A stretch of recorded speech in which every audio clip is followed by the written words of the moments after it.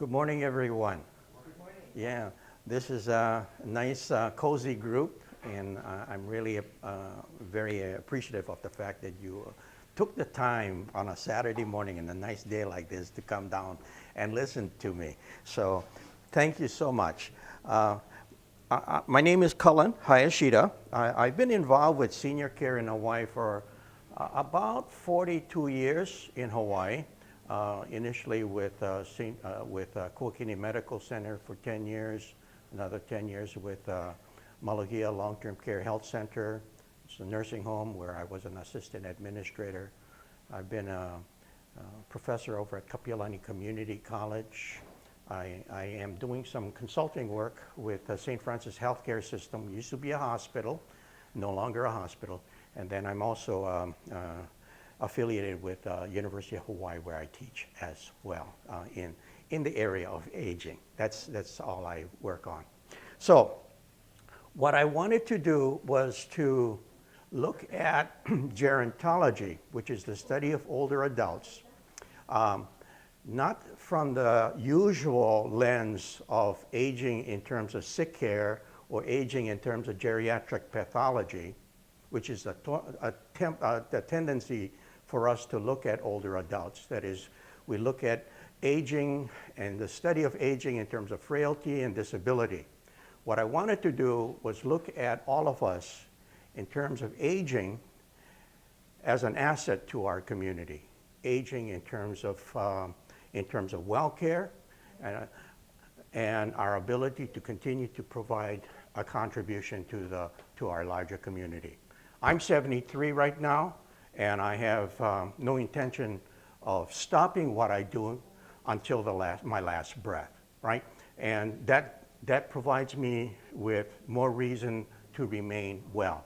And so what I wanted to talk about today was acquiring this active aging perspective, this successful aging perspective for yourself, okay, while we're taking care of our moms and dads as well, and laying the groundwork, the roadmap for committing our first steps, thinking about how do you achieve that in your own mindset. Next. This is what is happening in Hawaii, and I think most of us are very much aware of. Now, I have about 30 minutes or so I'm going to go pretty fast with this, so bear with me on this. We have a very, very rapid aging population in Hawaii. This is a national trend as well as an international trend. And in Hawaii, we're probably the top state in the union right now in terms of the speed of the aging process. So right now, there's probably only about 2 or 3 states that have a speed of aging, the speed in which we increase the percent of older adults in our state faster than Hawaii, only about 2 or 3. But what's unique about Hawaii is that we're an island state, which means that we've got places like Molokai with only 7,000 or 5,000 people, and they've got to build a whole infrastructure for a small number, and the cost is incredible, right? Because they've got to fly in nurses and social workers from Maui, from the county seat in Wailuku. So that becomes very expensive. But in any case, we are all very much aware of the fact that when we look at Hawaii compared to the national average, this is the national average in terms of the percent elderly from 1900 to the year 2050. So the elderly population keeps growing up. That's the red line. The green line represents Hawaii. So around 2000, the year 2000, we overshot the national average. Right now, there's about 2 or 3 states that are beating us, but we're going very fast. This has enormous implications in terms of services that we can render. Now, when we look at ourselves as retirees, I think most of us are retirees, right? Who's working among you? You're working, okay? I continue to work at 73, and I continue to expect to continue to work, paid or unpaid, to the very end. Paid or unpaid, okay? It's very important for wellness. When we transition from work to retirement, many of us look at retirement as, continuous Disneyland forever. Yeah? But there are others that struggle after they've gone through the process for about 2 or 3 years. And a friend of mine once told me, Cullen, I'm 62, I'm going to retire. I just got my arrangements with Social Security. I probably have another 20 to 30 years to live, but Cullen, I'm not sure what to do with my life. I don't know what to do with my life. And it's like riding a boat without a rudder, right? I had this other guy who told me, Cullen, I used to be a who's who. Now I'm a who's that, you know? So it's a tremendous loss of status, identity. If you don't know who you are, it has an impact in terms of your health, okay? You have to, in a sense, rebrand yourself. What is my passion, my purpose? Who am I without my job title, right? What did somebody say once?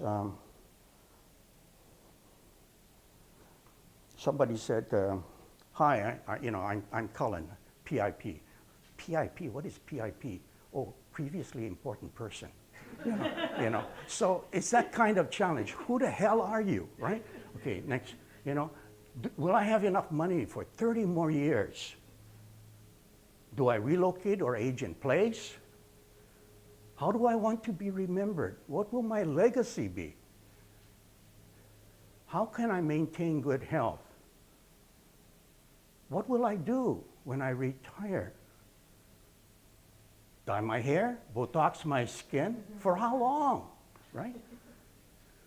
Will I be functional? Ability to eat, bathe, dress, groom, feed, toilet, yourself. Functional. What will I do with all my spare time? And you're going to have more and more of that. And we have people that retire after 2, 3 years and find that they are, after a while, bored, become depressed, lonely. And loneliness is one of the most corrosive conditions for health. Okay? It's more corrosive than smoking a pack of cigarettes a day. Research coming out and showing that loneliness is important. What will you do with all your spare time? What have I done so far? Where am I going? Right? Will I be a burden to my kids? What if I'm left alone after my spouse dies? Will I remarry? Should I volunteer for my cause? What is your passion? What gets you up in the morning? Next. So, what has happened over time, because of all of the benefits coming out from medicine, from public health in terms of clean water, and the sewer systems are much cleaner now in comparison to the past. People are living, and in all the vaccination and all those other things that are affecting the entire population, people are living longer. We're living much, much longer than our grandparents did, right? Before, we used to think in terms of childhood years. Well, let's say if we talk in terms of 4 periods of life. So the first age would be 0 to 20, our childhood years, when we are being educated, we're being socialized, we're a bit immature and dependent. Our adult years is from 21 to 60, let's say, when we are independent, we're mature, we're working, we're earning money, raising a family. And then oftentimes we forget about this Encore period and we say, well, now we're retired and we're going into old age, and we start having health challenges, and we start leaving things, leaving our affairs in order. We have debts, we have losses, and then we think about our legacy. What we forget is that now our generation have been giving a 20 to 30 year bonus. A 20 to 30 year bonus. That's what we have right now. Encore years. That's what we have. So this is a special time for self-enrichment, for personal growth, creativity, and to find your purpose. Okay? And if you can begin to start addressing some of these issues having to do with active aging, this will have a bearing on your well-being as well and your health. Next. This is what is, so this is what we're doing in terms of when we talk about active aging. And we'll go through some of this. We won't have time to cover it. This is why I gave you the handout for you to look at some of these other points more carefully. But when we normally think about pre-retirement planning and preparation for the future, what oftentimes happens is that let's say if you're working for state government or for a large corporation, they said, okay, we're going to have a pre-retirement seminar. And they gather all these people that are planning to retire within 2 or 3 years, and they talk about how much you're going to get from Social Security, what your pension benefits or your 401k will look like, perhaps what your Medicare will cover. They give you some applications in case you want to select one plan or the other plan, and then they tell you adios. But you know, oftentimes we find that this is not enough. This is necessary, but insufficient. We need more information. When we graduate from high school, when you think about it, when you graduate from high school, or before you graduate from high school, we're looking at our careers, right? 20 to 30 years for our work. And we have vocational counselors. We have SAT tests to determine whether or not you're mechanically inclined or academically inclined. You got volunteer opportunities. You got technical schools, community colleges, universities, and you've got all kinds of opportunities out there to help you transition for your career. When you hit 65, however, darn, it's like falling off a cliff. There is nobody to help you navigate this process. And we think, well, who needs help? This is endless fun, right? So there's no need for planning. We think there is. And so besides financial planning, there's also some work that has been, there's programs going on in the community in terms of Zumba, in terms of Tai Chi, in terms of exercise. The YMCAs are very, very involved with that. So exercise is clearly very important, okay? I get involved, I love to swim, so I swim every other day for about a half a mile, and that's my love, okay? And everybody's got to find what it is that is fun for them in terms of fitness. But when we talk about active aging or successful aging, positive aging, we're looking at 11 facets that we have to think about. Physical fitness, medical fitness, nutritional fitness, financial fitness, consumer protection fitness, and so on, including purpose. Let me start off with purpose first. And I won't have time, like I said, to cover all of these things, but let me step back a bit and provide you with a little bit of an idea in terms of what we're talking about here. There are two words that are very important. One is lifespan, all right, like life expectancy. How long are we expected to live as human beings? And so every country in the world has an estimated life expectancy, or let's call it lifespan, all right? That's the length of time that one is expected to live, generally speaking, okay? And then there's another term called health span, the length of time that you can expect to live in a healthy state, in a state where you can eat, bathe, dress, groom, feed, toilet, and go get in and out of bed by yourself. That is, you want to know how long are you going to be able to live in a functional state. That's much more important, right? Okay, and there's a difference between the two, because the difference here is a period when you are probably receiving long-term care services, okay? And what we want to do is we want to reduce that time to 0, right? That's our goal. We're not going to live forever, folks, right? We're not going to live forever. But we want to limit the amount of years that we spend in a nursing home. We want to limit the amount of time that we have to spend with adult daycare centers. Whatever kinds of adult, long-term care services that are out there, that's all very, very important. But what we want to do is to find a way in which we can minimize that time to 0. That's the goal. we want to live long and die short.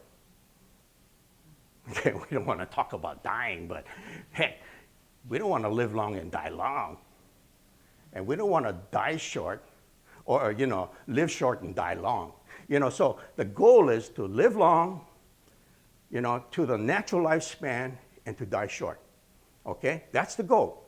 Okay, we don't normally talk like that, but that's what we're looking at. So this is the graph that I use. Age 0, let's say to 100 here. Functional ability. So when you're an infant, of course, you cannot eat, bathe, dress, groom, feed, toilet yourself. So you're very dysfunctional or dependent. And by the time you're 10 years old, let's say, you can do all these things. I don't need to listen to mom and dad anymore. I can be independent, right?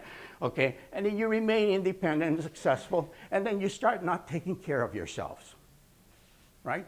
And then we start eating fatty food, a lot of sugars and more calories than necessary. We don't exercise, and what happens? We take the slippery slope and possibly die prematurely or suffer a lot of different kinds of health problems that could have been avoided.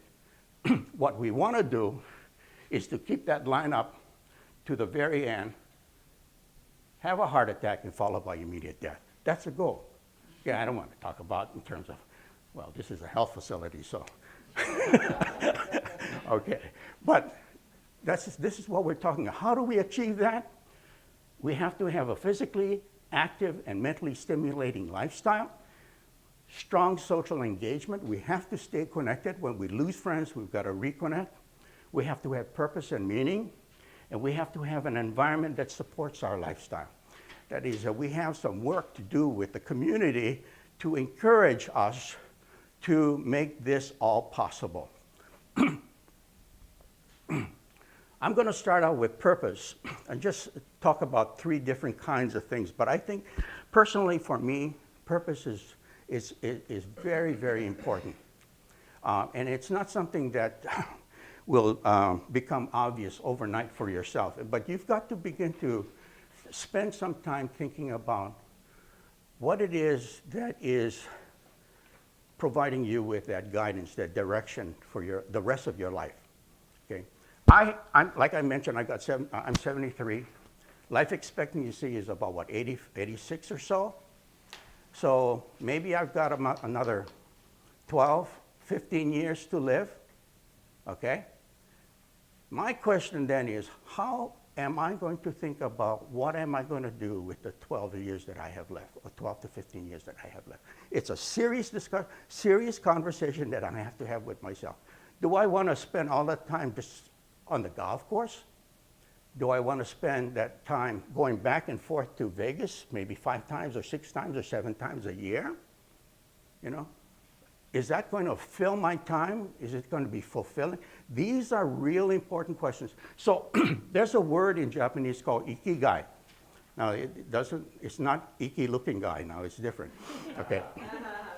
So ikigai means purpose, but it combines a number of different concepts here. It combines these concepts like, what do I love? What is my passion? What is my passion? Second is, what are my gifts? What are you good at? Right? This is another part of this whole concept. What are my responsibilities based upon what the world needs? What my community needs? And then what is my life work, paid or unpaid? Okay. And it takes time to figure out exactly what it is that gets you up in the morning, that gives you that kind of energy to say, there's some things I got to do today. Okay. And then spend some time thinking about this. This, I think, is very important. Second, we look at physical fitness. There's a number, like I said, there's 11 different facets, but we're just covering a couple here. Physical fitness is a very, very important component of active aging. How long do you wish to live in a healthy state is something that you ask yourself. You have to look at reducing it. With physical fitness, we can reduce heart disease, diabetes, obesity. bone loss, sarcopenia, which is a loss of muscle mass, and depression. We can have an effect on depression. And physical and exercise activities can achieve ideal weight and improve our overall quality of life and healthy life expectancy. And there are 4 different kinds of exercises, not just cardio, but strength, balance, right, and stretching. So but you've got to find something that you enjoy doing and making it a part of your day. And of course, before we get started, you may want to check with your physician, find a buddy, start slow, and just make some commitment, because it will have an effect on your overall well-being. Next. Medical fitness is a broad term that makes reference to the fact that as we age, we know chronic conditions will crop up, that we may be in need of some medications for chronic management over time. And this is something that is important to watch our weight. We know that we've got to watch our weight and not smoke, and this is a personal responsibility that we have to take. For medications, we've got to work very closely with our physicians to inform them of side effects that we have and whether or not things work or do not work. And there are ways in which we can manage our chronic health conditions with diabetes, cholesterol, hypertension, glaucoma, etc. And we've got to work with our physicians so that we are on track and managing this, because over time we may begin to take more medications, but in working in concert with our physicians, we can keep this all under control, right? And then there's these routine checkups that we need to do and stay on track with regards to that. There's a responsibility that we have to take with regards to this, and this will, in a sense, help us achieve this state of active aging. Next. The last one that I want to share here with regards to the 11 has to do with nutritional fitness, and obviously we know you are what you eat, right? There's a term in Japanese it's hara. Actually, it's supposed to be hara hachibu, and it means eat until you're 80% full. Don't stuff yourself, especially before you go to bed, right? Cannot be good for you. So that's a term that the Okinawans use, and there's a significant amount of centenarians there. And there's just some basic principles with regards to food and nutrition that they practice there that I think make a lot of sense. Drinking a sufficient amount of water, eating nutritionally, and taking your vitamins. So again, personal responsibility here. Go ahead, next. So, in financial fitness, you folks are very much aware of what's necessary here. So if we're going to live long, and we run out of cash, that's a curse. Now, if we live long and we have enough cash, then that's a blessing, of course. So we've got to make certain that our retirement years are golden years, but that will require us to watch our cash flow. We've got to take inventory of our income, of where it's coming from. We've got to understand our insurance policies. We've got to make certain that if there is a need for additional income, we can begin to look at various strategies, and some of that might entail continuing to use our skills, all right, which we have. And then some of this may become quite complex, and it may require the help of a financial counselor, financial advisor, to help you think this one all through, and so that you can manage and strategize properly. But financial fitness assumes that you take all of these things very seriously. Next. Then there's another part that deals with fourth age planning or legacy, which is, as we mentioned, the third age is this 20 to 30 year bonus. But we are all going to eventually pass away. We need to think about planning for that fourth age as a gift to our our families. For those that do not plan, and perhaps, let's say, for example, pass away and they have a home that is just full of clutter, it becomes an enormous burden for the family to try to sort things out. And what a gift would it be, you know, if one can begin to at least recognize that these are things that we need to pay attention to. Simplify with frailty, downsizing, decluttering, and possible relocation may be advisable. The technical and soft skills of family caregiving may be things for your bucket list to care for loved ones someday, your spouse perhaps. Are your affairs in order with regards to power of attorney, guardianship, healthcare directives, inheritance planning, bank accounts, and you need to attend to some of these unfinished business. And does your family know where all your papers are? And be thoughtful about preparing your legacy for your family, for the community, for the future generation, for our planet, right? Plan to leave something of yourself behind. And that's maybe part of your purpose. Thanks. I'm going to just provide you a real quick summary of the 11, okay? Here we have purpose. Why are you here? Physical fitness, keep moving. There are 4 different kinds of exercise. Medical fitness, lower your risk. Nutritional fitness, eat for the long haul. Financial fitness, watch your cash flow. Consumer protection fitness, beware of scams and abuses. Mental fitness, challenge your brain. One of the exciting things about the brain right now with brain research, the things called the neurogenesis, the creation of new brain cells is a reality. Neuroplasticity, these are researches that are going on that are creating new concepts because there's things that we are learning in this whole area of brain development. So it's a question as to whether or not we want to use it or lose it, okay? The more we use our brains, the more likelihood that it will continue to be of benefit to us. So challenge your brain, social fitness, stay connected, find your tribe, and like I mentioned, loneliness is very, very corrosive. It is as corrosive, if not more, than smoking a pack of cigarettes or obesity, okay? And there's research that is coming out in this area. So pay attention to social fitness and staying connected and keeping away from loneliness. Emotional fitness, lighten up, laugh out loud. Recreational fitness, play is not for children only, okay? You know how people will say, you know, don't act like that, you know, that's not the way you're supposed to act as a grown-up or as an older person. You know, perhaps we should, this is part of our creativity, right?